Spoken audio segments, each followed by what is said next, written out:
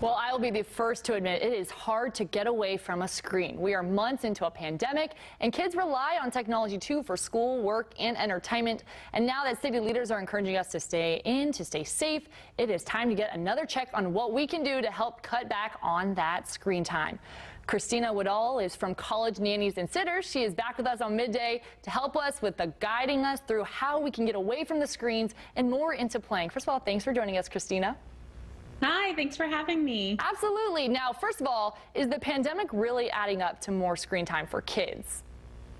I think for most families, yes. I know that's definitely true in my household, and a survey by the nonprofit Parents Together said that nearly half of the families responded that screen time had gone up by 500% in their house. So I think it's definitely a concern for a lot of parents right now.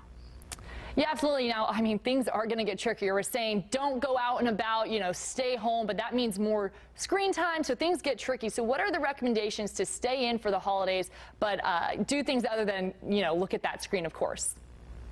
I think it's really important to remember as parents that we have to set expectations for our kids. If we don't have a structure for the day or a routine that they can count on, screen time is probably going to end up the default activity, especially because we're using it for so many things. We are watching movies, we're talking to families, we are doing our distance learning. So setting a schedule for the day, being clear on when the iPads can be out and when they should be put away is really helpful. And really finding time in your day to be intentional with your children, because I know it's really hard right now. We all feel like we're multitasking 24/7, and just 20 minutes of putting down all of the screens, including yours, means that you can really be intentional with your time while you're with them.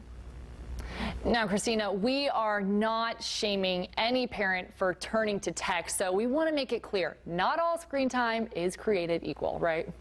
Exactly. There are lots of great ways to use screen time. You can be visiting with family. You could be watching instructional videos. Your kids have, I'm sure they have lots of questions like, why is this that way? Or how does this work? And finding YouTube videos on why the sky is blue, things like that. Those are really intentional and good activities. So just try and diversify your screen time. And, we're really lucky. We live in a place where the weather is really nice for a long time.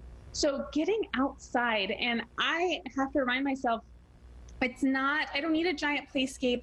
I don't need fancy toys. My kids, I can give them a cup of baking soda and a cup of vinegar, and they will spend 30 minutes outside playing. So keeping it simple, because kids are really creative and they will tune into that naturally if they just have a little time and room to do so. Christina, you hit the nail on the head. Some amazing advice right there. Again, Christina Woodall from College Nannies and Sitters. Thank you so much. Thanks for having me. Absolutely.